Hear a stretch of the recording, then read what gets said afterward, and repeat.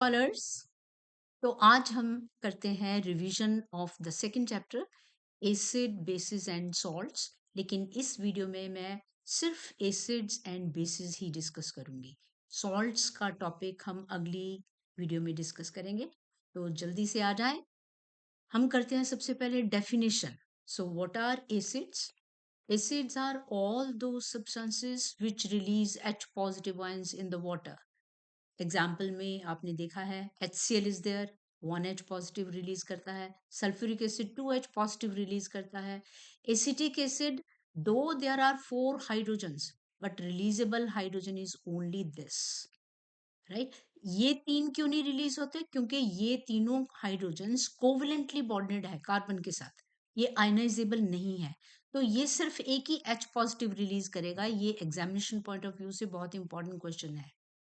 And now what are the bases which release OH negative ions in the water?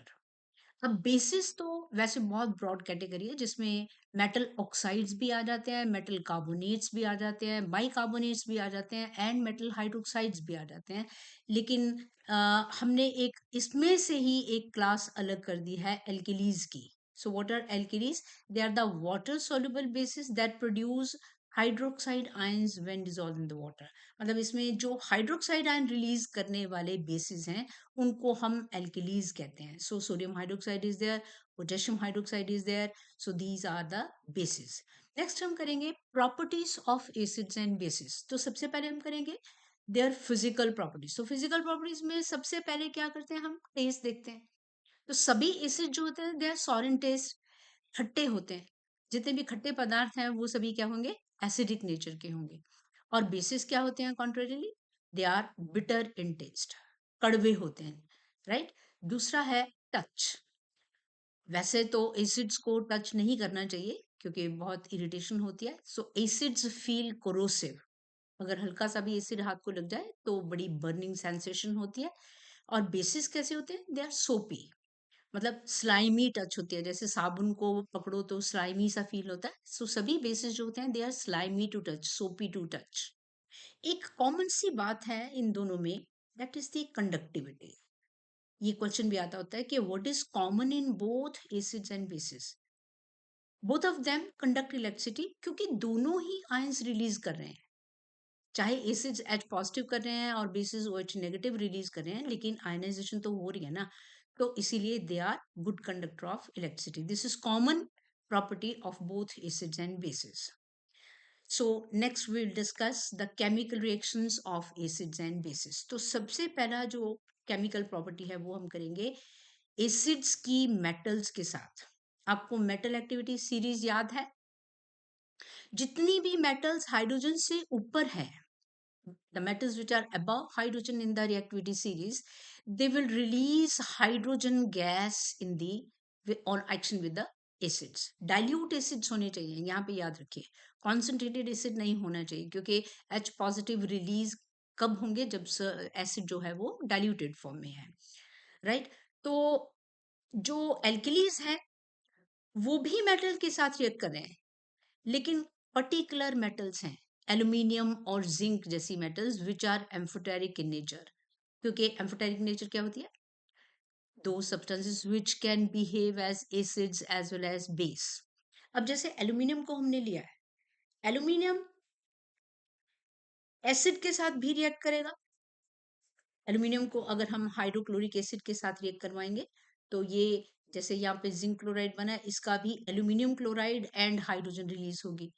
Similarly, it reacts with the alkali, strong alkali sodium hydroxide, and it is again releasing hydrogen gas। लेकिन यहाँ पे salt देखिए कौन सा बन रहा है? ये एक complex salt है, sodium metaaluminate। What is the test of hydrogen gas? पूछा जाता है। What is the identification characteristic of hydrogen gas? It burns with blue flame, giving pop sound।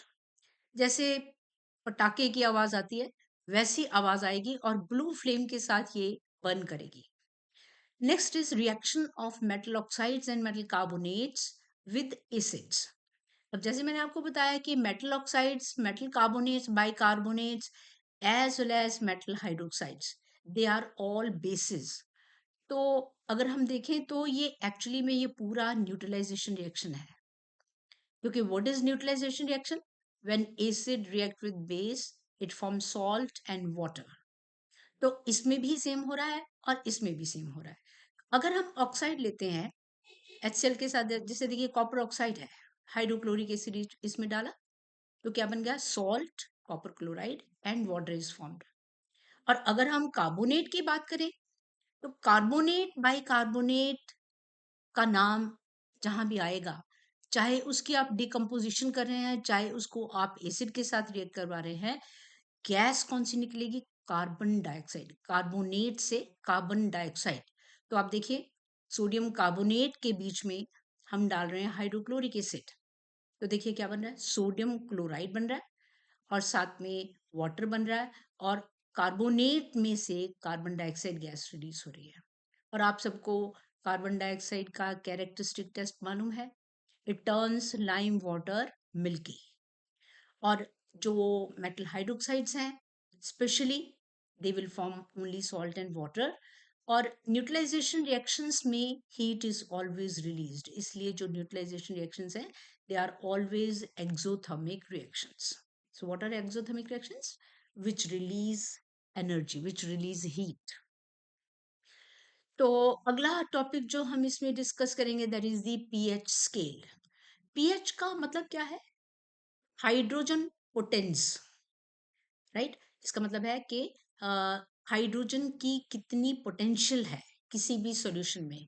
So it is, जो स्केल है, scale की definition क्या है? It is a numerical scale ranging from 0 to 14।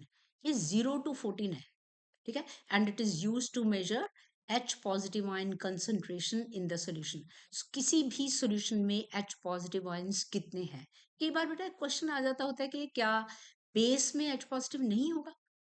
H positive और H negative दोनों में ही होते हैं, एसिड में भी होता है और बेस में भी होता है, क्योंकि एक्वस सोल्यूशन है, वाटर के भी तो OH नेगेटिव आएंगे ना, वाटर भी तो आयनाइजेबल होता है।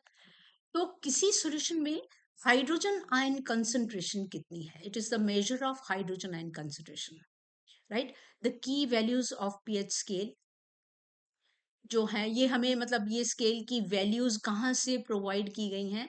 Using universal indicator. Universal indicator में हम डिफरेंट टाइप के सॉल्यूशंस डाल के देखते हैं कि कलर वेरिएशंस क्या होती हैं। Now what is universal indicator? Universal indicator जो है ना, ये एक मिक्सचर है, मिक्सचर ऑफ मेनी डाइस, जिसका अपना कलर न्यूट्रल सॉल्यूशन में, एक्व सॉल्यूशन में ये ग्रीन कलर का होता है। ये देखिए, ये ग्रीन कलर है, ये वाला pH 7 जो है it belongs to neutral solution. So जितने भी सॉल्यूशंस के बीच में अगर हम यूनिवर्सल इंडिकेटर डाल के कंपेयर करेंगे तो हम देखेंगे कि उसका कलर ग्रीन का ग्रीन ही रहता है। तो इसका मतलब है कि वो क्या हो जाएगा? आपका न्यूट्रल सॉल्यूशन हो जाएगा। और अगर कोई गिवन सॉल्यूशन आपका एसिडिक है तो उसकी कलर वेरिएशन जो है वो ग्रीन से रेड की तरफ जाएगी। ये जो चेंज इन कलर है ये रिप्रेजेंट कर रहे हैं कि कितना वीक एसिड है।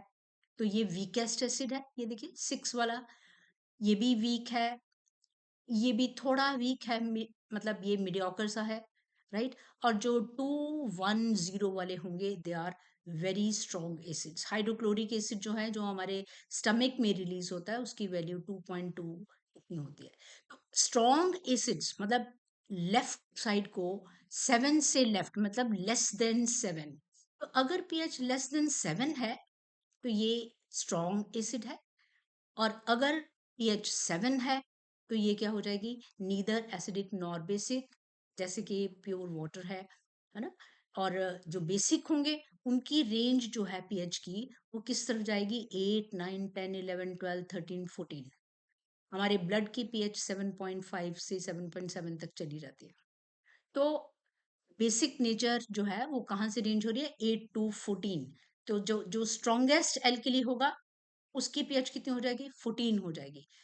8 9 वाले वेरी वीक बेस, ये मॉडरेटली वीक हैं, और ये वाले स्ट्रॉन्ग बेसिस हैं। तो कलर से हम आइडेंटिफाई कर लेते हैं। इंडिकेटर कौन सा है? इंडिकेटर है यूनिवर्सल इंडिकेटर। तो नेक्स्ट हम करेंगे what is importance of pH in our everyday life. तो एवरीडे लाइफ में ये ज़रा हम जल्दी जल्दी कर लेते हैं। एक तो बायोलॉजिकल इंपॉर्टेंस क्या है ह्यूमन बॉडी के अंदर, आप सबको मालूम है कि अगर हम बहुत ज़्यादा कुछ ऐसा खा लेते हैं तो एकदम से क्या हो जाती है, एसिडिटी हो जाती है ना, क्योंकि हमारे स्टमक में से जो गैस्ट्रिक जूस है उसमें से निकलता है हाइड्रोक्लोरिक एसिड। तो हाइड्रोक्लोरिक एसिड की पीएच जो है 1.2 के करीब होती है। It helps in digestion of the food, ये आपको पता है, डिटेल में डाइजेस्टिव सिस्टम में हम करेंगे। तो अगर हम बहुत ज़्यादा कुछ तला हुआ या ओवर ईटिंग कर लेते हैं तो क्या हो जाता है, एसिड बहुत ज़्यादा रिलीज होता है, गैस्ट्रिक जूस बहुत ज़्यादा रिलीज होगा। ज़्यादा रिलीज होने से एक्सेसिव एसिड हो जाएगा जिसको हम एसिडिटी कहेंगे, फ्लैचुलेशन हो जाती है।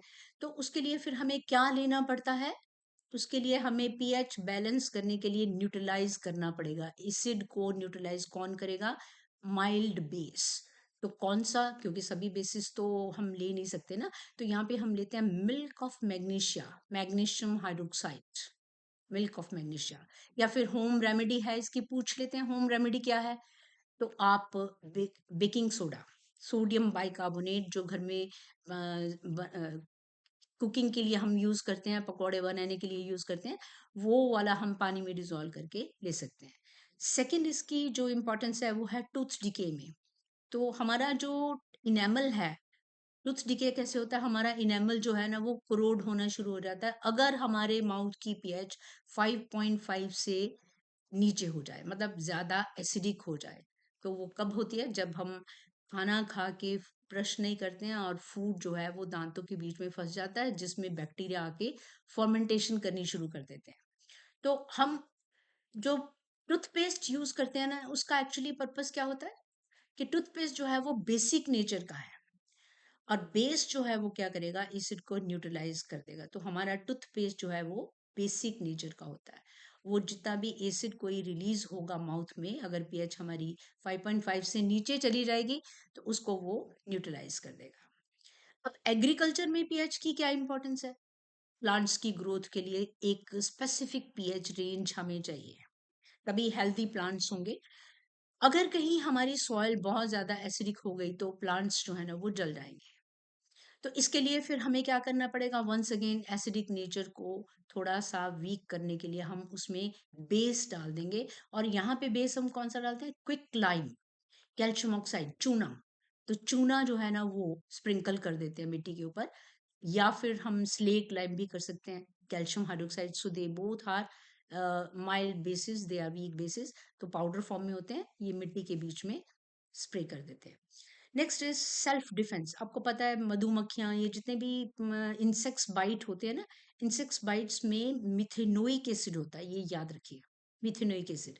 उनके स्टिंग में मिथेनोइक एसिड होता है जिसकी वजह से हमें बहुत पेन होती है और स्वेलिंग हो जाती है, इन्फ्लेमेशन हो जाती है। तो उसको भी क्या करना पड़ेगा हमें इमीडिएटली। जो रेमेडी है ना वो है हमारे घर का, जो या तो आप साबुन ही मल सकते हो, वरना आप बेकिंग सोडा, जो खाने वाला सोडा होता है, सोडियम बाइकार्बोनेट, उसको पेस्ट बना के ना उसके ऊपर लगा लो, तो वो न्यूट्रलाइज हो जाएगा। Methanoic acid will be neutralised with that mild base, that is baking soda. तो उससे इमीडिएटली आपको रिलीफ मिल जाता है।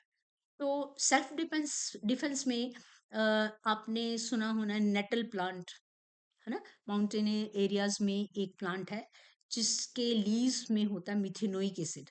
अगर गलती से भी उस लीव्स को आपने टच कर दिया तो मिथेनोइक एसिड आपके स्किन के अंदर चला जाएगा और आपको बहुत पेन होगी, इट्स वेरी वेरी पेनफुल।